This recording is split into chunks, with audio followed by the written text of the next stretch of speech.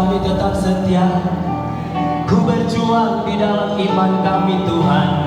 Mari kita sembah Tuhan Raja untuk Dia. Fokuskan pikiranmu untuk Yesus Raja di atas segala raja. Haleluya, Jesus. Kami terus berjuang agar Kau dapati kami tetap setia. Apapun persoalan kami percaya bahwa Yesus yang kami sembah adalah Yesus yang luar biasa, Yesus yang dahsyat, Yesus yang sanggup melakukan segala perkara. Kami bersyukur karena kami punya Tuhan seperti Engkau. Kami tidak salah pilih Tuhan. Itu pilihan yang tepat, kami memilih Engkau sebagai Tuhan dan satu-satunya juru selamat di dalam hidup saya dan saudara. Terima kasih Bapa. Urapi hamba-Mu yang akan menyampaikan kebenaran firman. Roh Kudus ambil alih semuanya. Ya dapat berkata-kata bukan hamba. Kau terjemahkan kebenaran firman-Mu sehingga perkataan firman-Mu akan menguatkan, menyembuhkan yang sakit, memulihkan yang terluka, membebaskan yang terbelenggu di dalam nama Yesus Kristus. Yang bermasalah Tuhan berikan jalan keluar. Terima kasih Bapa. Segala kuasa yang bukan berasal dari Tuhan, kami singkirkan semuanya di dalam nama Tuhan Yesus Kristus. Terima kasih Bapa. Roh Kudus ambil alih semuanya. Roh Kudus berbicara pada pagi hari ini. Kami siap untuk menikmati kebenaran firman-Mu. Yang percaya dan siap diberkati Tuhan sama-sama katakan. Beri kemuliaan bagi Tuhan Yesus Kristus Raja di atas segala raja. Haleluya. Haleluya. Shalom. Shalom. Shalom. Apa kabar? Dahsyat luar biasa. Luar biasa atau biasa di luar? Luar biasa. Luar biasa dan juga biasa di luar ya. Kalau di dalam terus nanti kita jadi stres ya, seperti waktu masa Covid kita di dalam rumah terus ya. Sampai mertua saya biasanya beres kebaktian suka ke mall, suka ke matahari. Saudaraku, kena apa? Akibat Covid itu akhirnya lumpuh kakinya yang sebelah kanan. Karena mertua saya umurnya 81 tahun, mama mertua saya. Jadi biasanya kalau beres gereja langsung cuci mata di mall gitu ya, cuci mata di matahari. Tapi karena Covid itu dia diam di rumah terus. Ya mungkin stres akhirnya menimpa kedua kakinya. Dan saya bersyukur pada hari ini bisa bertemu dengan Bapak Ibu saudara sekalian dengan sidang jemaat yang Gereja Gerakan Pentakosta El Shaddai Jalan Lanti Mojong. Terima kasih Ibu Gembala, Ibu Lice Semolang yang luar biasa memberikan kepercayaan kepada saya dan juga Bapak Pendeta Reni dan Ibu Deske semua, Ibu Nova Semolang. Dan ini teman-teman saya sebenarnya, dan Ibu Nova adalah dosen saya ya. Saya muridnya Ibu Nova waktu Ibu Nova adalah dosen konseling pranikah ya. Jadi kalau bicara tentang pranikah itu Ibu Nova adalah pakarnya. Dan saya sangat diberkati dan sampai hari ini saya juga mengkonseling orang-orang yang mau menikah karena belajar dari Ibu dosen saya, Ibu Nova. Ada nggak Ibu Nova di sini? Oh ada. Sibuknya mengajar sekolah minggu karena. Dan saya juga berterima kasih dari Ibu Deske. Kalau saya ketemu Pak Ari dan Ibu Deske itu mengingatkan pada waktu kami mau berangkat ke STTP ya. Kami waktu berangkat ke STTP tahun 90 ya, tidak mendapatkan kapal api penumpang dari PLD, tapi yang ada adalah kapal barang. Karena bulan Juli itu adalah bulan liburan sekolah. Jadi full semua, full book, dan yang tersisa adalah kapal barang ya. Saya waktu itu Bu Reni pelayanan dari mana? Kalimantan mungkin ya. Terus kemudian kami baru masuk beli awal tahun 90 dan harus sampai di STTP itu tanggal berapa? Kalau pokoknya awal Juli harus sudah di sana karena kalau terlambat pasti diganjar, ya dihukum ya, dihukum. Nah setelah kasih Tuhan akhirnya kami rombongan ya dengan kakak-kakak kelas tingkat saya termasuk Ibu Deske dan Ibu Reni, Ibu Deske semua dan Pak Reni ya. Saya naik kapal barang akhirnya ya, naik kapal barang campur dengan kuda-kuda ya. Kebetulan di situ ada binatang kuda yang dibuat di situ. Saudaraku, kami bayarnya sama dengan kapal penumpang ya, dan kami diberikan fasilitas yang sama di kamar juga, termasuk lebih enak lah ya. Pada waktu kami lagi mau tidur, tiba-tiba digedor-gedor sudah. Digedor-gedor sama siapa? Sama polisi ya kan? Karena kapal barang itu tidak boleh untuk muat kapal manusia.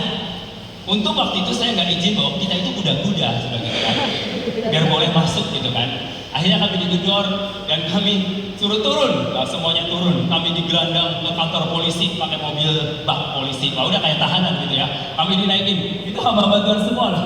Kalau saya sih baru mau kuliah ya. Kalau mereka sudah hamba-hamba Tuhan yang dipakai Tuhan luar biasa. Kami naik di mobil bak itu dan kami sampai di kantor polisi diinterogasi. Tapi luar biasanya saudaraku, polisinya itu baik-baik. Ya. Ditanya, kalian sudah sarapan? Belum Pak, akhirnya diberikan sarapan. Padahal Tuhan mungkin mau kasih mujizat, mau dikasih makan gratis. Tapi kok pakai proses yang berat gitu loh ya. Memang kadang-kadang ketika kita diproses sama Tuhan suka kesel. Kenapa sih Tuhan? Masa Tuhan gak tutup kita sih? Masa gak Tuhan tutup orang-orang yang menggedor kami? Tapi kenapa Tuhan orang pilihan Tuhan? Kenapa kok sampai Tuhan digedor-gedor seperti dipermalukan, kami digelandang ke kantor polisi untuk diinterogasi seperti seorang penjahat layaknya seperti itu. Kadang kesel, karena kami tiba-tiba pas waktu di perjalanan itu mobil ban polisinya bocor ya. Akhirnya kami berhenti, mana sudah itu subuh sampai kami diinterogasi sampai jam 4 subuh. Beres itu dikasih ditanya sudah sarapan atau belum? Belum. Akhirnya diberikan sarapan, saudaraku. Nah, ada proses, ada masalah, ada tantangan, ada berkat. Amin. Nah, cuma kadang-kadang kita itu ketika diproses Tuhan nggak mau karena sakit ya. Prosesnya Tuhan itu sakit, menyakitkan, menyedihkan, ya kan? Membuat kita itu kadang-kadang frustasi, putus asa, dan tidak mengandalkan Dia. Bahkan kita kata orang Manado meraju, ya. Meraju tahu meraju? Ya, meraju itu ya pokoknya nggak mau dekat sama Tuhan, nggak mau tanya sama Tuhan, pokoknya komplain dengan Tuhan. Pokoknya murka dengan Tuhan, nggak suka dengan Tuhan. Kenapa? Karena ada proses yang menyakitkan. Nah, saudaraku yang dikasih dalam Tuhan Yesus Kristus, kalau kadang-kadang kita melihat orang-orang itu melihat kesuksesannya, ya, oh dia hebat, dia luar biasa, tapi kita nggak mau belajar dari prosesnya. Nah, proses memang itu menyakitkan. Contohnya, misalkan kalau saudara pernah bekerja di tambang emas, kalau saudara mungkin sekarang adalah pakai anting emas, kalung emas, bagus, menyala, indah, enak dilihat. Tapi kalau saudara lihat prosesnya, saya tahun sekitar 93 saya pernah praktek di Lanut ya. Lanut itu adalah gereja terkaya sedunia. Kenapa saudaraku? Karena gerejanya berdiri di atas tambang emas. Bayangin, saya tidur bantalnya emas ya kan? Saya jalan kaki, lantainya terbuat dari emas. Semuanya dari emas. Karena WC pun terbuat dari emas, saudaraku. Bayangin, terkaya di sedunia kan? Coba cari. Ada nggak yang tempat tidur terbuat dari emas? Jarang sekali. Tapi saudaraku, di gereja Gerakan Pentakosta Lanut semuanya terbuat dari emas. Saudara jalan, mimbarnya berdiri di atas emas juga. Karena di bawahnya tambang emas. Pada waktu saya lihat proses untuk mencari emas itu, mereka masuk ke lubang, ya kan? Ada resiko, bisa mati, bisa hidup. Kalau kehabisan oksigen, dia mati. Dan dia masuk ke dalam. Setelah masuk ke dalam, dia harus gali batu itu, ya. Terus angkut keluar batu itu belum jadi emas, harus digiling, ya, diproses. Nah, setelah diproses itu belum kelihatan emas. Nah, setelah diproses udah hancur, baru didulang di air, terus kemudian taruh air perak untuk mengumpulkan itu emas ya, supaya ada emas. Nah, setelah terkumpul segumpal ini belum jadi perhiasan yang seperti saudara pakai. Harus dibakar. Wah, sakit banget. Kalau seandainya itu saudara yang dibakar, sakit nggak? Sakit saudaraku, sakit. Kalau mungkin emas waktu itu bisa berteriak, tolong jangan bakar aku. Tapi dia yang dibakar. Dengan proses yang sangat menyakitkan. Nah, akhirnya setelah jadi Setelah diproses, belum jadi emas, belum jadi perhiasan saudara, masih emas murni. Nah, emas murni setelah dibawa ke toko perhiasan atau tempat pabrik emas, baru disitulah diproses menjadi emas-emas yang indah. Nah, saudara, kehidupan saya dan saudara itu seperti itu. Tuhan mau buat saudara jadi indah di matanya. Tuhan mau jadi saudara, Tuhan suka dengan saudara. Tuhan bersuka cita dengan saudara. Ketika Tuhan melihat saudara seperti emas murni yang ketika diproses Tuhan tidak komplain dengan dia, tapi selalu bersyukur dan berdiri teguh dan tidak akan tergoyahkan. Kalau saudara menjadi orang yang indah dan menjadi kesukaannya Tuhan, Tuhan gak lihat segi penampilan kita, tapi Tuhan lihat hati kita. Dan ketika hati kita diproses, kita harus belajar banyak, penuh, limpah ucapan syukur, agar kita terus tinggal dan tetap di dalam Dia, sehingga kita tidak akan tergoyahkan ketika kita tetap berakar ya, seperti tema Natal tadi malam, ya kan, berakar, bertumbuh dan berbuah. Dan gak gampang untuk menjadi orang yang berbuah. Kalau untuk berakar doang mungkin bisa, atau bertumbuh mungkin bisa, seperti pohon ara. Pada waktu Yesus berjalan dan dia melihat sebuah pohon ara, dan pohon ara itu tumbuh dengan subur daun-daunnya, dan melihat, menurut dia, wah ini pasti banyak buahnya. Yesus menginginkan buah pohon ara itu. Tetapi setelah Yesus Mau ambil buah itu ternyata tidak ada. Padahal pohonnya rimbun, tumbuh subur, ya, tumbuh subur. Dan ketika Yesus melihat pohon yang tumbuh subur tetapi tidak menghasilkan buah, apa yang Yesus lakukan? Wah, dia kutuk. Pohon ara itu menjadi kering. Mungkin teman-teman yang pernah perjalanan ke Israel ditunjukkan pohon ara yang ditutup oleh Tuhan Yesus Kristus. Dan sudah gak ada gunanya. Itu kata Tuhan Yesus ditebang, lempar ke dalam lautan api. Jadi orang Kristen yang hanya ke gereja, ibadah sepertinya worship menyembah Tuhan, tetapi tidak menghasilkan buah, itu gak beda jauh dengan pohon ara yang hanya tumbuh subur, tapi tidak menghasilkan buah. Buah itu dinikmati oleh siapa, saudaraku? Oleh orang lain atau oleh pohon itu? Oleh orang lain.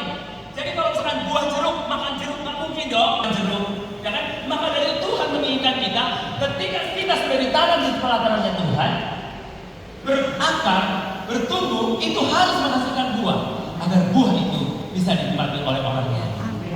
Kalau kita diberkati Tuhan, bukan hanya untuk diri sendiri fokusnya. Kalau hidup untuk diri sendiri, buat apa kita hidup? Karena itu bukan tujuan Tuhan. Tujuan Tuhan, hidup kita menjadi penyembah Dia dan menjadi berkat buat orang lain selain kita. Amin. Saudara, mari kita buka Alkitab kita di dalam Yohanes pasal 10.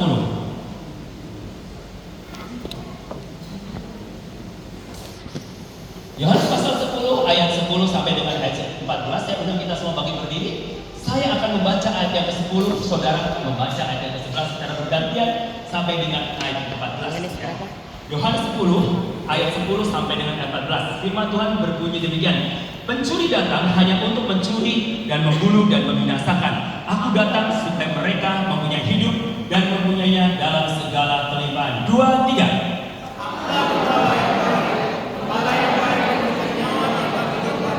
Sedangkan seorang upahan yang bukan gembala dan yang bukan pemilik domba-domba itu sendiri, ketika melihat serigala datang meninggalkan domba-domba itu, lalu lari sehingga serigala itu menerkam dan mencerai mereka.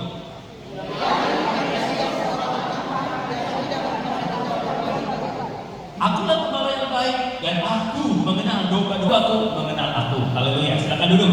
Berbahagialah orang yang membaca dan merenungkan firman Tuhan siang dan malam, dan terlebih berbahagia lagi adalah orang yang mau melakukan firman Tuhan siang dan malam. Yang seperti pohon yang ditanam di tepi aliran air yang selalu menghasilkan buah pada musimnya. Saudaraku, hari ini aku akan berbicara tentang apa? Tentang mengenal Dia, dan kemudian kita harus membedakan antara yang asli dan tidak asli, antara pencuri dan bukan pencuri. Saudara-saudara yang dikasih dalam Tuhan Yesus Kristus, Alkitab berkata dalam ayat Yohanes 10 ini ayat kunci dari Injil Yohanes pasal 10 adalah Yohanes 10 ayat 10 bahwa pencuri datang hanya untuk mencuri dan membunuh dan membinasakan. Siapakah itu pencuri? Siapa itu pencuri? Yes, iblis. Iblis tidak pernah membuat kita jadi damai sejahtera. Iblis tidak pernah membuat kita menjadi orang yang sukses. Mungkin sukses tapi sifatnya sementara. Keponakan saya, dia pergi cepat kaya. Dia pergi kemana, Bu, saudara? Dia nggak berusaha, tapi pergi ke salah satu dukun yang manjur, yaitu salah satu di daerah Jawa Timur, kalau nggak salah itu di Gunung Kawi. Ya, ada di sini yang pernah pergi ke Gunung Kawi? Oh, nggak ada. Berarti saudara orang-orang yang luar biasa. Gunung Kawi kita adalah Tuhan Yesus Kristus. Amin. Nah, dia pergi ke Gunung Kawi. Dia minta supaya bisa cepat kaya. Akhirnya datang ke salah satu dukun itu. Pada waktu dukunnya berdoa, ya kan, mantra-mantra, tiba-tiba diperlihatkan satu wajah ibunya keponakan saya. Pada waktu itu dukun itu bilang, kamu akan menjadi kaya kalau kamu ini harus dipersembahkan untuk iblis. Nah, berarti satu-satunya supaya dia kaya adalah apa? Mengorbankan orang tuanya, mengorbankan mamanya, jadi menjadi tumbal supaya dia menjadi kaya. Tapi saudaraku, untung ya, artinya puji Tuhan, keponakan saya langsung masih sadar, masih normal. Jadi dia nggak mau kaya tapi mamanya meninggal. Nah, tapi kalau orang yang banyak orang mengorbankan siapapun, yang penting dia jadi kaya. Iblis bisa kasih kekayaan, tapi dia minta tumbal agar orang itu menjadi kaya. Sarannya macam-macam, saudaraku. Tetapi kalau Yesus tidak, dia free, kita hanya bekerja. Free bukan berarti kita nggak bekerja, ya, saudaraku, karena kekayaan itu tidak datang dari Dia menjadi kaya, kian kaya, dan bertambah kaya. Apa yang dilakukan oleh Ishak? Bekerja, menabur benih, mengembalakan domba, ya kan? Semua dilakukan, bekerja keras, maka diberkati. Jadi saudara-saudara yang dikasih Tuhan Yesus ini, perbedaan pencuri datang untuk apa? Pencuri iblis itu datang untuk mencuri, membunuh, dan membinasakan. Mencuri, membunuh, dan membinasakan. Banyak anak-anak muda yang dicuri oleh iblis. Dengan apa? Dengan zina, dengan narkoba, dengan berbuat kejahatan, dengan pertikaian, dengan pembunuhan. Dan bukan hanya anak-anak muda, juga banyak juga orang tua, suami istri, mereka perselingkuhan, akhirnya terjadi pembunuhan. Tidak sedikit juga mahasiswa, mereka bunuh diri akibat stres menghadapi kesulitan ekonomi ataupun kesulitan di dalam perkuliahan mereka. Tidak sedikit saudara. Kenapa? Karena iblis ingin menghancurkan, iblis ingin membunuh, iblis ingin menghabisi kita semua anak-anak Tuhan, supaya tidak ada orang yang menyembah Tuhan di dalam gereja ini atau gedung ini, jika iblis berusaha untuk menabur kejahatan agar kita terpengaruh dengan ajaran-ajaran dia. Dan dengan cara apapun dia lakukan, yang penting banyak pengikutnya. Nah, saudara-saudara yang dikasih Tuhan Yesus Kristus, ingat bahwa akhir daripada pekerjaan iblis adalah destroy, kehancuran. Kehancuran. Ingat, kehancuran ya. Dari akhir dari pekerjaan iblis itu adalah kehancuran. Jadi kalau saudara ingin diberkati Tuhan, bukan cari kepada dukun yang pintar, bukan cari kepada orang yang pintar, tapi carilah dahulu kerajaan Allah dan kebenarannya. Maka semuanya itu akan ditambahkan kepadamu. Kalau Tuhan kasih kekayaan buat kita, itu adalah bonus. Berarti semakin kita diberkati Tuhan, tuntutan, takaran kita yang dari Tuhan itu semakin banyak tuntutannya. Bukan apa? Ketika Tuhan percayakan kita sesuatu, tuntutannya lebih banyak. Kenapa? Karena Tuhan menghendaki kita semua orang menjadi berkat. Menjadi berkat. Ya. Berkelimpahan artinya apa? Supaya kita apa? Menyalurkan apa yang kita punya untuk menolong orang-orang di sekeliling kita. Itu yang Tuhan mau. Kalau untuk membangun kerajaan sendiri itu gampang. Tapi saudaraku, tidak semua orang itu mau melakukan itu. Karena pada umumnya manusia itu egois. Betul? Betul atau betul? Betul. Pada umumnya manusia egois. Yang penting diri sendiri makmur, aman, safety, bodoh teh orang Sunda. Masa bodoh? Emang gue pikirin katanya orang lain. Yang penting aku happy. Ingat saudaraku, bahwa Tuhan menciptakan kita tujuannya bukan untuk memperkaya diri sendiri, tapi Tuhan menciptakan kita untuk bermanfaat, berbuat buat orang-orang di sekeliling kita. Nah, saudara-saudara yang dikasihi Tuhan Yesus Kristus, pencuri datang untuk mencuri, membunuh dan membinasakan. Aku datang supaya mereka mempunyai hidup. Jadi sangat berbeda sekali, bertolak belakang sekali. Jadi kontra, sangat kontra. Pencuri dan Yesus. Kalau pencuri datang untuk mencuri, membunuh dan membinasakan dan menghancurkan, tapi Yesus datang untuk memberikan hidup yang berkelimpahan. Apa arti berkelimpahan? Saudara-saudara, kalau minum air putih, mungkin saudara taruh. Kalau ada setengah penuh, terus kemudian terus mengalir. Kalau saudara, kalau hanya penuh, berarti hanya penuh sampai di situ dan tidak mengalir berkelimpahan. Tapi kalau misalkan saudara alirkan terus ya, sampai satu botol aqua itu terus alirkan, itu akan mengalir. Mengalir itu akan membasahi yang ada di sekitar kita. Nah, arti berkelimpahan itu bukan hanya penuh untuk dirinya, tapi dia berkelimpahan. Dan Yesus datang untuk memberikan hidup berkelimpahan. Artinya, saudara, banyak orang menafsirkan berkelimpahannya hanya fokus dari segi materi, ya kan? Betul nggak? Oh, pada orang itu dia sudah punya mobil, sudah punya rumah bagus, berarti dia orang yang sukses, ya kan? Nah, belum melihat kalau orang punya harta, wah, lebih dihormati, betul? Betul nggak?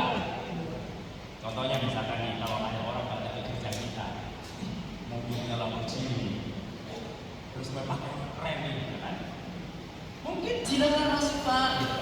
Terus datang kemudian gembel yang akan mau masuk gereja, bawa tas kresek. Mau kemana ini? Mau kemana ini? Kenapa? Karena manusia pada umumnya lihat yang kelihatan, yang penampilan. Makanya tokoh Buddha ya, dia hampir-hampir percaya kepada Yesus. Hampir-hampir. Kenapa hampir? Ajaran Yesus itu sangat sempurna, sangat perfect ajaran Yesus. Tapi yang tidak perfect adalah para pengikut Yesus. Kenapa saudara? Karena ketika ada orang mau masuk gereja atau dia itu seperti diskriminasi karena mungkin kulitnya hitam, ya kan? Dan tidak cocok untuk masuk ke kulit putih. Jadi itu sebuah perbedaan. Akhirnya dia kecewa. Dia bilang, kok nggak sama ya Yesus dengan orang pengikut Yesus? Follower Yesus dengan Yesus kok beda banget? Kenapa? Karena manusia itu melihat yang kelihatan, nampak. Padahal keselamatan itu berlaku untuk semua bangsa. Yesus datang ke dalam dunia ini berlaku untuk semua bangsa. Jikalau Yesus hanya datang untuk orang yang kulit putih, kasihan Ibu Lena dan saya. Ya, kalau Yesus hanya datang untuk orang yang mata sipit, kasihan orang Jawa, ya kan, orang Papua. Kalau misalkan Yesus datang hanya suku orang Manado yang putih-putih, kasihan yang lain. Tapi Yesus kita itu datang untuk semua bangsa, baik hitam, putih, kuning, coklat, rambut keriting, lurus, ya kan? Mata belok, sipit, semua dicinta Tuhan. Cuma kadang-kadang manusia nggak puas dengan keadaannya, ya. Yang keriting kepengen lurus, pergi ke salon dicatok supaya lurus, betul nggak? Pergi ke salon kepengen keriting, yang matanya sipit kepengen belok, ya kan? Betul nggak? Sampai ditarik nih kalau matanya supaya belok, ya kan? Belok kepengen sipit, sampai dioperasi lagi dari sipit biar kelihatan Chinese, ya kan? Nah, kemudian yang putih kepengen hitam, berjemur di pantai, masih mending, bukan dicat pakai cat hitam ya. Yang hitam kepengen putih, mandi susu atau beli kosmetik yang bisa memutihkan. Nah, manusia tidak puas dengan keadaannya dan nggak pernah mengucap syukur, ya kan? Saya seringkali dikritik, rambutku dicat dong. Alah, dicat dong namanya udah umur ya, tetap umur lah ya kan? Ya biar kelihatan muda. Saya bilang rambut putih itu adalah mahkota, ya kan? Mengucap syukur dalam segala hal, ya kan? Kenapa? Semua manusia lakukan itu untuk performa, untuk penampilan, supaya keren dilihat. Maka dari itu saudara, jangan tertipu oleh penampilan. Mungkin saudara lihat saya pakai jas pasti bapak itu rohani deh, soleh deh. Belum tentu saudara. Karena penampilan tidak menjamin bahwa orang itu soleh. Orang yang bertato, misalkan bertato, pasti dia preman. Belum tentu juga. Karena apa saudara? Karena performa itu tidak menjamin untuk menentukan bahwa orang itu rohani atau tidak. Oh, yang di depan gereja, yang worship misalkan, atau yang lain musik, pasti rohani semua. Belum tentu saudara. Jangan tertipu oleh penampilan. Makanya Tuhan yang kita sembah tidak akan berlaku. Saudara boleh menipu saya, saudara boleh menipu ibu gembala. Tapi Tuhan Yesus tidak pernah. Amin. Saudara, di ayat selanjutnya dikatakan, akulah gembala yang baik memberikannya nyawanya bagi domba-dombanya. Sedangkan seorang upahana, ini bicara gembala yang baik. Yesus adalah gembala yang baik. Artinya bahwa dia adalah seorang pemimpin, seorang kepala yang sangat bertanggung jawab atas hidup umatnya. Dan dia nggak pernah biarkan kita. Kenapa saudaraku? Di sini jelaskan kalau orang upahan, nah maka ada itu ya, ada gembala, ada orang upahan. Jadi ada gembala dan orang upahan. Ingat kan? Gembala yang baik pasti tidak menekankan upahan. Tapi gembala yang tidak baik, dia adalah bukan gembala, tapi upahan. Beda sekali. Kalau orang yang kemarin baru ngomong tentang ini, pemimpin gembala. Oh, kalau gereja gerakan Pentakosta apa nggak digaji? Emang enggak. Gereja gerakan Pentakosta only fight, berjuang dari nol, ya kan? Cari jiwa sendiri tanpa gaji, lu nggak berani digaji. Kecuali kalau gereja besar yang sudah mapan. Tapi kalau dulu prosesnya tanya ibu gembala, apakah ibu gembala waktu merintis gereja ini gaji ibu? Dari nol ya bu? Dari nol. Karena beliau adalah seorang gembala, bukan gembala upahan, maka dia kerjakan mau ada upah atau tidak dari manusia, dia tetap kerjakan untuk berjalan mencari jiwa. Karena dia tahu banyak domba yang tersesat, agar domba itu bisa digembalakan. Gembala yang bukan upahan, dia akan lakukan apa saja untuk berkorban demi domba-domba yang dirawatnya dan dipelihara. Kadang-kala jemaat mau sakit, telepon jam 2 malam kering ya kan, pendeta saya sakit tolong doakan, mau melahirkan tolong doakan. Pas gilirannya enak telepon gembala ya kan. Tapi jemaat di sini nggak ada, amin. Jemaat di sini nggak ada, maksudnya nggak ada yang ngaku. Oke saudaraku, dan gembala yang baik yang rela berkorban memberikan nyawanya, karena Yesus itu gembala yang baik yang rela memberikan nyawanya supaya domba-dombanya bisa diselamatkan. Walaupun pada akhirnya ada serigala berburu domba. Walaupun Yesus sudah mengorbankan dirinya untuk domba-dombanya, tapi ternyata domba-dombanya tidak semuanya menjadi domba yang beneran. Saya mau tanya nih, serigala berburu domba itu ada di mana? Di gereja atau di luar gereja? Gereja. Ya. Istilah domba buat orang gereja atau luar gereja? Nah, saya mau tanya, lebih bahaya mana? Serigala berburu domba atau serigala berburu serigala? Serigala berburu domba. Serigala berburu serigala kan Tuhan katakan bahwa aku akan putus domba-dombaku ke tengah serigala. Artinya ada tantangan, ada bahaya, ada kepuasan, ada keserakahan, ada kerakusan. Itulah ciri khas serigala. Nah, serigala kita diutus ke tengah serigala, domba diutus ke tengah serigala. Nah, kalau kita udah tahu bahwa serigala itu pasti buas, serigala berburu serigala, kita udah tahu bahwa itu orang jahat, orang buas, orang jahat, orang yang akan menghancurkan kita. Karena kita udah tahu, pasti kita berjaga, kita jaga, sehingga kita siap. Dan Yesus pun bilang, ketahuilah aku akan menyertai kau sampai kesudahan zaman. Jadi meskipun kita diutus ke tengah serigala, ada penyertaan Tuhan yang sempurna. Yes. Tapi bahayanya serigala berbulu domba. Wah, serigala berbulu domba bisa jadi sahabatmu, deket loh. Bisa pada waktu dia, aduh ibu cantik banget, cimika-cimiki, ya kan? Beres itu, aku sebel banget sama laki itu. Nah, di mana ada cimika-cimiki, tapi sebel kenapa? Nah, itu serigala berbulu domba. Nah, menyanjung saudara di depanmu, ya kan? Oh, aduh ibu itu hebat, kamu panahnya luar biasa, khotbahnya wah keren gitu.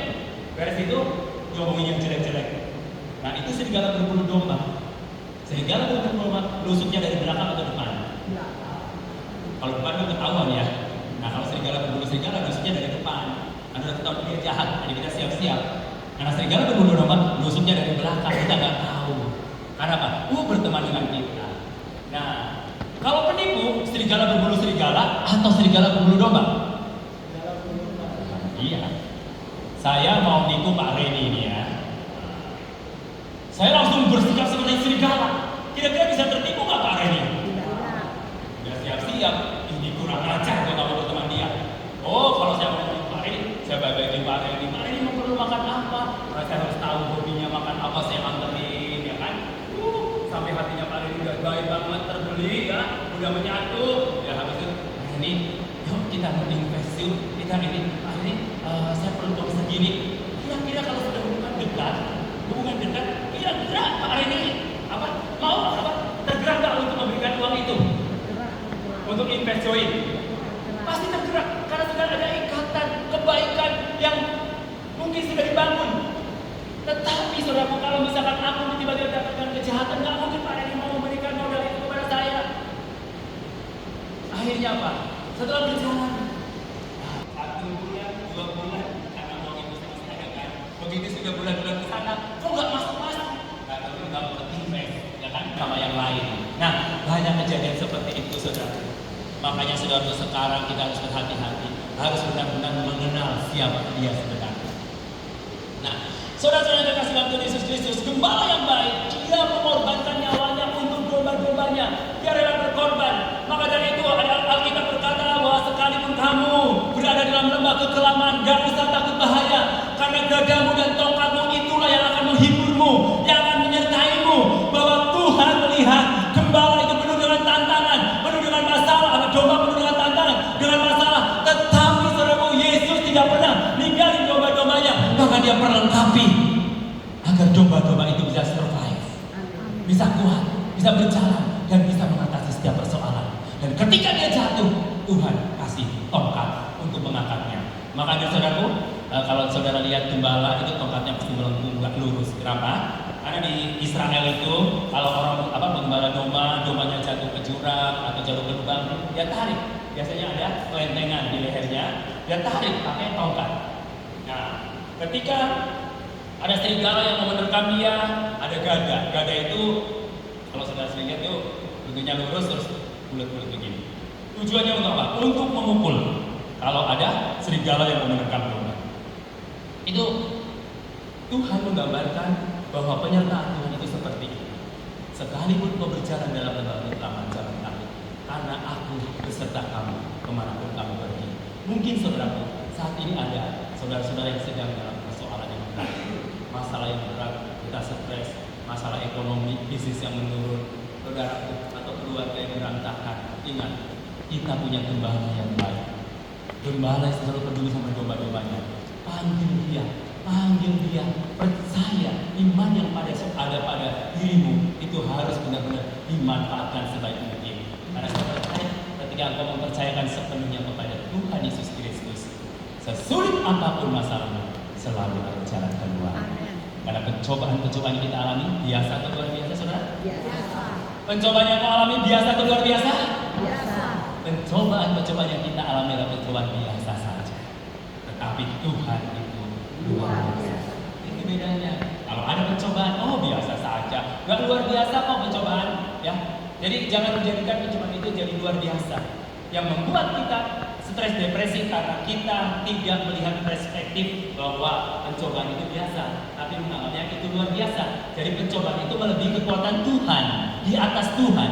Padahal Tuhan itu di atas pencobaan. Kalau saudara memahami Tuhan sebagai gembala yang baik itu selalu di atas pencobaan, maka kita akan bisa melewati pencobaan itu dan mengatasinya. Dan saya percaya sesulit apapun, Alkitab berkata segala perkara dapat kutanggung di dalam Dia yang memberikan kekuatan kepada saya dan saudara. Jadi sesulit apapun itu tidak akan merenggut nyawa, sesulit itu tidak akan menghabisin hidupmu. Tapi sesulit apapun kita percaya bahwa Tuhan sebagai gembala yang baik, Dia akan menanggung segala perkaramu ketika engkau mempercayakan sepenuhnya perkara itu kepada Tuhan Yesus Kristus. Itu jaminan, bukan perkataan bohong, karena Alkitab yang berkata.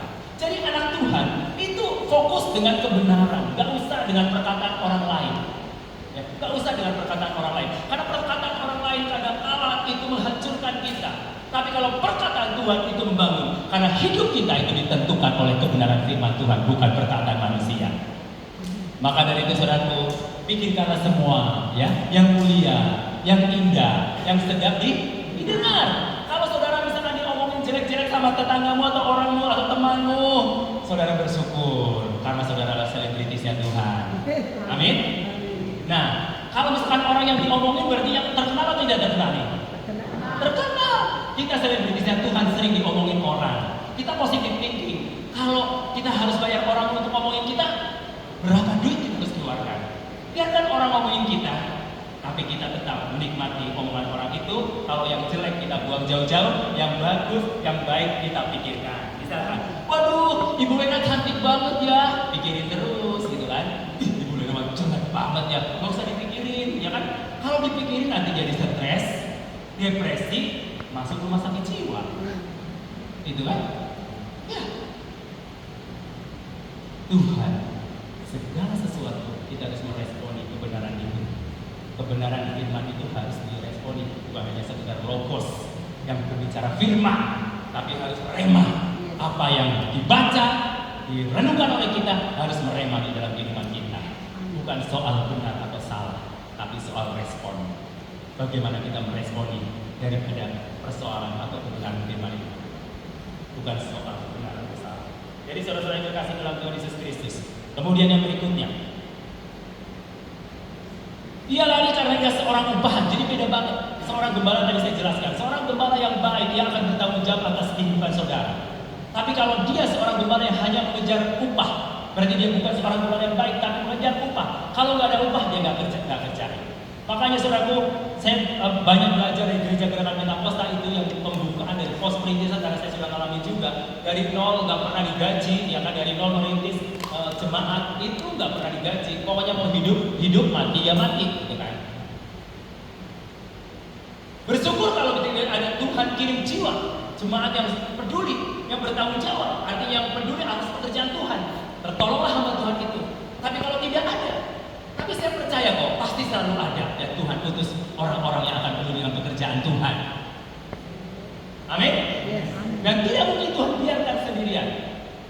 Saya tadi ngobrol-ngobrol dengan Ibu Gembala, Ibu Nena Lobang, kasih tahu tentang pelayanannya. Saya senang banget. Ketika gereja itu kadang-kala masih kecil, kita berharap orang lain membantu kita, orang lain menolong kita. Setiap orang datang, kita ajukan proposal biar disumbang. Saudaraku, ingat, ketika Tuhan putus di satu tempat, pasti Tuhan bertanggung jawab. Gak perlu minta kepada manusia pun, pasti Roh Kudus akan gerakkan. Kalau kita minta kepada manusia, kadang-kala kita kecewa, kadang-kala kita dikucilkan, kadang-kala kita dicaci maki, kita dihina. Tapi kalau kita minta sama Tuhan, Tuhan tidak pernah mengecewakan. Dan ketika Tuhan sudah membuka, tidak ada satupun yang bisa menutupnya. Saya mau bersaksi begini. Saya pelayanan di panti asuhan. Pada tahun 2003, saya buka panti asuhan, dan Tuhan suruh saya buka panti asuhan. Saya hanya punya uang berapa? 200.000. 200.000 saya nggak punya untuk beli susu anak saya, tapi Tuhan suruh saya buka panti asuhan. Saya berdoa terus sama Tuhan, benarkah ini? Kalau mau buka panti asuhan, saya nggak dapat apa-apa, saya nggak digaji. Saudara, saya berdoa sama Tuhan, benarkah? Akhirnya saudaraku, uang 200.000 itu saya pakai buat urus akte yayasan. Dan selesai akte yayasan, saya bergabung sama teman-teman, dan teman-teman saya servicing pada teman-teman, dan saya dipinjemin uang 20 juta waktu itu untuk buka panti asuhan. Saudaraku, dipinjam uang 20 juta selama 2 tahun kami bisa kembalikan. Saya kontrak tempat, kontrak satu tempat punya Pak Haji. Pada waktu itu Pak Haji bilang, pokoknya kalau Pak Haji yang kontrak buat panti asuhan, selamanya tetap 10 juta, padahal harga kontrak itu sudah 25 juta. Nah saudaraku, kenapa sih sampai bilang begitu? Pada waktu ini Pak Haji pengen punya anak laki-laki, ya. Anak laki-laki, dia datang ke panti, minta didoakan. Dan makanya anak panti doakan. Dan setelah beberapa bulan ada report bahwa Ibu Haji hamil. Nah hamil ternyata setelah diperiksa anaknya laki-laki. Apa yang terjadi saudaraku? Pada waktu datang ke panti itu roda bakso di depan gerbang panti langsung disuruh masuk, diborong saudaraku. Punya anak panti makan sepuasnya. Nah saya mau bicara begini saudaraku, bahwa ketika Tuhan suruh itu kita harus lakukan dan taat kepada Tuhan. Nggak usah takut tentang biaya. Kenapa saudara nggak usah takut tentang biaya? Karena ketika Tuhan menyuruh kita membuka sesuatu, pasti Tuhan akan bertanggung jawab. Benar saudara, pada tahun 2000 sampai hari ini Tuhan tidak pernah memberikan kekurangan pada panti kami yang kami ngurus. Dan sekarang ada 33 anak di sana, dan ada beberapa generasi yang sudah lulus, ada yang sudah ada dari pendeta, dan ada yang sekolah Alkitab, ada kuliah, dan ada yang jadi kalau di kita itu SMA ke bawah. Kalau sudah lulus kuliah baru kita, kalau mau kuliah kita cari sponsor lagi untuk biaya kuliah mereka atau dapat beasiswa. Nah, saudara-saudara yang dikasihi Tuhan Yesus Kristus, pada tahun 2008 akhirnya kami pindah tempat. Kami beli tempat waktu itu 1000 meter ya. Waktu itu juga kami hanya punya uang 160 juta, dan tempat itu 1000 meter, harganya 260 juta di pusat kota. Nah, saya bilang sama Tuhan, kami nggak punya uang, hanya punya uang begini. Nah, di sana kan daerah sana itu nggak gampang buka, artinya yayasan Kristen nggak gampang. Nah, saudaraku, saya akhirnya bilang kepada yang punya tanah, saya bilang tanah ini kamu harus tanda tangan keliling sampai kecamatan. Udah oke, memberikan panti asuhan Kristen, baru kami kasih DP. Saudaraku, pada waktu saat kami kasih DP 160 juta dan kurang 100 juta, dikasih tempo 3 bulan. Saudara, pada waktu dikasih tempo 3 bulan, teman-teman bilang harus kredit di bank. Saya bilang ini punya panti gak punya usaha. Kalau kredit bank yang cicil siapa? Gitu kan? Pusing setiap bulan, betul nggak? Sebenarnya kalau panti ada kerjaan, ada badan usaha, beda lagi saudara. Nah, saya bilang pokoknya percaya saja, ini Tuhan punya, pasti Tuhan bertanggung jawab. Nah, pada waktu hamil 2 dari 3 bulan, saya tiba-tiba ditelepon seorang anak Tuhan dari salah satu kota Jakarta. Dia tahu tentang panti saya dari orang lain. Nah, saya ditelepon bahwa dia mau kasih bantuan. Saya kaget. Dia bilang, berapa? Dia kasih tahu. Saya punya nomor rekening, dia kasih bantuan 150 juta. Ya. 150 juta, akhirnya ditransfer 100 juta pertama. Akhirnya saya buat lunasin semua itu untuk utang di Bapak Haji yang punya tanah itu, dan selesai. Dan setelah itu bikin sertifikat. Setelah bikin sertifikat, kami akan bangun tempat itu. Nah, rupanya orang tua yang tadi menyumbang itu, dia mau dirikan panti asuhan di Jakarta. Anaknya bilang, Papa udah tua, udah 70 tahun. Papa nggak mungkin mau sanggup ngurus anak-anak. Lebih baik Papa cari panti asuhan yang lagi kekurangan untuk beli tempat. Saudara, kalau bukan Tuhan, dan saya nggak kenal orang ini. Saya nggak tahu siapa dia. Dan saya baru kenal saudara dari telepon. Kenapa Bapak sampai ke panti asuhan kami? Saya dengar panti asuhan Bapak sedang membutuhkan tempat. Jadi kemudian bagi Tuhan Yesus Kristus. Cerita kepada Tuhan lebih dahsyat. Memang ada orang kita, aduh, kok belum dijawab sama Tuhan? Hamin 2 belum ada jawaban. Tapi Tuhan tahu kebutuhan kita. Mujizat Tuhan terjadi sampai hari ini. Selama kita menyembah Tuhan, kita percaya mujizat itu setiap hari terjadi. Selama kita percaya Tuhan, kita percaya mujizat itu pasti terjadi dalam kehidupan saya dan saudara. Amin. Saudara-saudara yang dikasihi Tuhan, apa yang terjadi pada waktu kami sudah beli tanah, kami harus membangun. Pada waktu kita bikin anggaran pembangunan, saya kaget 1,2 miliar. Uang dari mana? Saldonya cuma 30 juta. Saya cuma bilang, teman saya tolong gambar, tolong bangun. Pokoknya gak tahu uangnya dari mana. Saudara, apa yang terjadi? Ada yang ngomelin saya, kamu itu panti asuhan apaan sih sampai 1,2 miliar? Dia bilang, udahlah, Tuhan punya pasti 1,2 miliar buat Tuhan kecil bukan? Kecil nggak Bu? Kecil nggak Pak? Kecil nggak? Kecil, ya kan? Buat pekerjaan Tuhan. Wong 7 gunung emas dia punya di Papua, Tuhan punya kok. Betul nggak? Kalau Tuhan suruh gunung emas pindah ke Latimojong, ya kan? Amin. Aduh, kalau gunung emas dia suruh pindah ke Jemaatnya Bulena, waduh, luar biasa. Tapi kenapa belum dipindah ke sini? Takut kewalahan. Takut kewalahan terlalu banyak, betul nggak? Tapi kita percaya nanti sembilan gunung emas itu akan dipindahkan berkat bangsa-bangsa kepada anak-anak Tuhan. Amin. Asal kita terus tetap menyembah Tuhan, meskipun ada tantangan, ada proses yang menyakitkan, jangan meninggalkan Tuhan. Tetap percaya Dia sanggup memulihkan segala sesuatu tepat pada waktunya. Kadang-kala Tuhan memang gak menjawab doa pada hari ini, tapi pada waktunya yang tepat Dia akan jawab doa kita. Amin. Saudaraku, tepat 1 tahun kami bangun panti asuhan, selesai. Dan itu saudaraku, saya gak jalanin proposal, gak minta-minta. Hanya tuh, saya cetak proposal, saya taruh di panti yang lama. Jadi orang kunjungan ambil, dia yang bagikan, saya gak pernah nyuruh. Saudaraku, pas waktu closing semuanya, banyak teman-teman yang nyumbang, banyak teman-teman yang kasih, tapi saya gak pernah minta. Pada waktu ending saldo 60 juta, kekurangan 60 juta. Saya pas lagi meeting di kantor saya kerja di garment waktu itu, dan tiba-tiba developer nagih kirim surat. Kelupaan saudaraku. Surat itu ketinggalan di meja bos saya. Saya pergi langsung ke toko, ya kan, ke bawah. Tiba-tiba saya ditelepon, Roman, kamu punya utang kematian? Nah gitu. Saya bilang, ibu tahu dari mana? Apa gitu? Ini di laporan ini ada katanya. Aku langsung cepet-cepet, aduh, kenapa laporannya ketinggalan? Saya diam-diam supaya jangan sampai tahu gitu kan. Akhirnya ya ngomel-ngomel ke saya. Setelah ngomel, langsung bilang ke suaminya, Pak, bayarin tuh Roman utangnya itu yang tadi. Langsung ditransfer 60 juta, jadi lunas. Ketinggalan membawa berkat. Kadang-kala ya, jadi orang pelupa ada berkatnya juga. Jadi lupa dibaca, akhirnya dibayarin, ya kan? Nah itulah caranya Tuhan. Aku juga kadang-kadang habis pikir, ya kan? Memang caranya Tuhan itu terlalu ajaib. Makanya jangan pusing. Nah kesaksian yang menakjubkan gini, saya pada waktu ke panti itu nggak ada mau beli kayu, lalu bingung.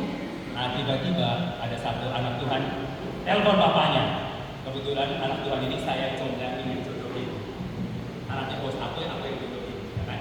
Nah pada waktu dia telepon bapaknya, Papa, tahu nggak Roman sekarang lagi bangun panti? Papa mau nyumbang apa? Bukan saya minta loh, dia yang mintain. Terus dia bilang, mana Romel katanya? Telepon lah. Lo perlu apa? Aku perlu kayu. Besoknya dikirim coba dari Jember 2 truk saudaraku. Jember Sukabumi itu Jember Sukabumi 15 jam perjalanan. Dikirim kayu mahoni yang super saudara. Nah, sampai sekarang belum kena rayap. Dari tahun 2008 udah 15 tahun. Itu caranya Tuhan. Dia bukan orang Kristen, bukan. Berbeda, bukan seiman dengan kita, tapi Roh Kudus gerakkan dia. Jadi caranya Tuhan itu ajaib. Makanya jangan takut ya saudara, kalau kita percaya Yesus. Saya ambil keputusan pada Yesus untuk pilih Yesus karena Yesus adalah satu-satunya jalan keselamatan. Umur 18 tahun, saya baru mengambil keputusan terima Yesus. Keluarga saya dibesarkan dari keluarga non-Kristen. Bapak saya itu ustadz yang terkenal gitu ya. Maksudnya dipanggil kemana-mana untuk doa dan sebagainya. Umur 18 tahun, saya sejak SD saya dikasih kabar kebaikan sama kakak saya yang sudah pendeta, Pak Sayono, yang ada di Lampung. Diceritakan terus sampai saya pusing, aduh ngapain sih cerita ini? Yang lain ada aja sih. Kan paling males saya dengerin kata Yesus ya, kalau belum percaya males. Ngapain sih? Nah, sampai SMP kelas 3 masih cerita tentang. Nah, SMA kelas 1 mulai bimbang. Ya, Yesus atau yang lain? Mulai bimbang. Ya, saya pernah sampai gitu. Teriak seperti itu. Yesus apa? Gereja bukan, gereja. Oh gereja, salah kali ya. Bukan gereja, bukan. Oh bukan. Sampai 5 kali saya gitu. Akhirnya saya ambil keputusan untuk ke gereja. Hari Minggu waktu itu, aku diomelin sama bapak saya. Saya bungkus Alkitab mau pergi ke naik sepeda. Saya ke gereja saya yang sekarang GDP Puji Gusti ya, ini GDP umum ya, di sebelah Hotel Dunia. Saya tahun 988, saya pergi naik sepeda, saya bungkus Alkitab saya supaya nggak ketahuan sama teman-teman. Pada waktu saya bungkus Alkitab, saya berdoa supaya di sana jangan sampai ada orang yang kenal saya. Karena saya beres lulus baru saya bilang, ya kan? Nanti nunggu pernah baru kelas 2 SMA. Apa yang terjadi saudaraku? Setelah sampai di gereja itu, katanya ada teman 2 SMA aku di gereja itu, saudaraku. Coba bagaimana? Saya akhirnya apa? Sudahlah. Akhirnya saya pas waktu ke sekolah lapor, ya kan? Takut bocor duluan kan, lebih baik lapor duluan. Akhirnya saya lapor dengan saya diejek apa semua sama teman-teman. Tapi saya tetap percaya karena pilihan satu, akulah jalan kebenaran dan hidup, tidak ada seorang pun yang datang kepada Bapa kalau tidak melalui aku. Yesus satu-satunya jalan keselamatan, tidak ada yang lain. Amin. Yesus satu-satunya atau salah satu, Bu? Pak? Satu-satunya. Kalau satu-satunya, nggak ada yang lain. Aku mau cinta Yesus selamanya karena Yesus satu-satunya jalan keselamatan, nggak ada yang lain. Ditukar apapun nggak mau aku. Karena Yesus adalah segala-galanya buat saya dan saudara. Amin. Haleluya. Tuhan Yesus memberkati. Amin. Mari kita bangkit semua. Tuhan adalah gembala yang baik. Tuhan adalah gembalaku.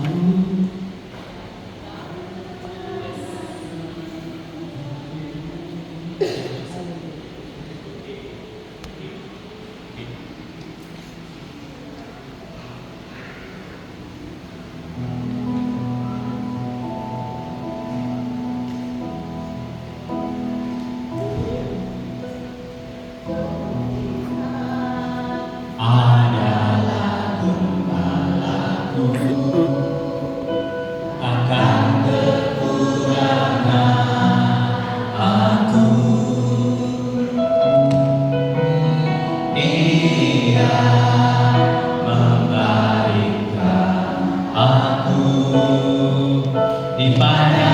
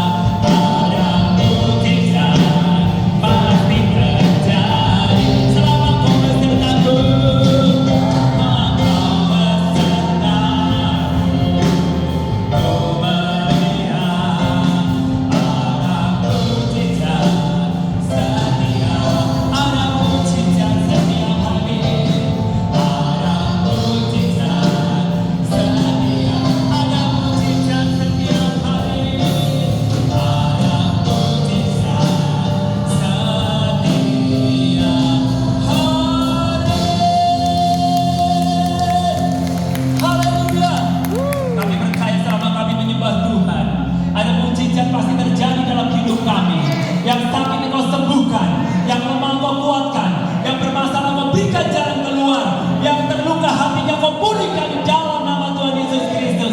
Kami percaya Engkau sudah menanggung segala perkara di dalam Engkau Tuhan, karena kami percaya bahwa tidak ada satu perkara pun yang tidak bisa diselesaikan di dalam Tuhan Yesus Kristus. Terima kasih Bapa, terima kasih Yesus. Kau singkirkan pencuri-pencuri yang akan membunuh dan menghancurkan hidup kami. Singkirkan dari kehidupan keluarga kami. Kami singkirkan dari kehidupan gereja kami. Kami singkirkan dalam nama Tuhan Yesus Kristus. Kami singkirkan dari lingkungan kota Makassar, ujung pandang, penuh dengan kemuliaan Tuhan. Haleluya. Selamatkan daerah ini Bapa. Biar gereja di tempat ini menjadi gereja yang hebat dan luar biasa. Ketika nama Tuhan ditinggikan dari tempat ini, Kau akan menarik semua orang datang kepada Yesus, sehingga banyak jiwa-jiwa yang bertobat dan mengenal Engkau sebagai Tuhan dan Juru Selamat pribadi. Kau lengkapi jemaat-jemaat Tuhan dengan karunia-karunia dari tempat yang Yesus. Mereka pergi akan beritakan Injil, kabar baik kepada orang-orang yang mereka jumpai. Terima kasih Bapak. Kami percaya bahwa kami diutus seperti domba diutus ke tengah-tengah serigala. Kami banyak bahaya, kami tidak aman, tapi kami percaya dan yakin Tuhan bahwa Engkau menyertai kami sampai kesudahan zaman, sehingga kami potensi untuk berhasil Tuhan dalam nama Tuhan Yesus Kristus. Terima kasih berkati Ibu Gembala, meskipun sudah lanjut usia masih tetap semangat untuk melayani Tuhan. Berikan kekuatan baru Bapa. Tuhan yang menopang hamba-Mu di dalam nama Tuhan Yesus Kristus. Di masa usianya sudah lanjut, Tuhan pakai secara luar biasa. Sehingga banyak jiwa di Bapak Reni dan Ibu Resti sebagai wakil gembala dan Roh Kudus akan pakai menatapi dengan karunia-karunia di tempat yang maha tinggi, agar nama Tuhan dipermuliakan, banyak jiwa diselamatkan dan bertobat di tempat ini, dan seluruh majelis dan sidang jemaat di gereja ini Tuhan Kau persatukan, singkirkan dari segala roh perpecahan di dalam nama Tuhan Yesus Kristus. Biar jemaat Tuhan di tempat ini berdiri teguh dan fokus pada tujuan. Terima kasih Bapa, terima kasih Yesus, terima kasih Roh Kudus. Kami sudah diberkati Tuhan. Di dalam nama Tuhan Yesus Kristus kami berdoa ucap syukur yang sudah diberkati Tuhan. Sama-sama katakan amin. Kemuliaan bagi Tuhan Yesus Kristus Raja yang berkati.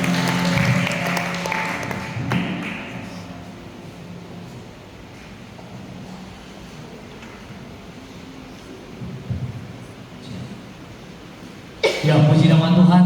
Sekali lagi sampai diberkati oleh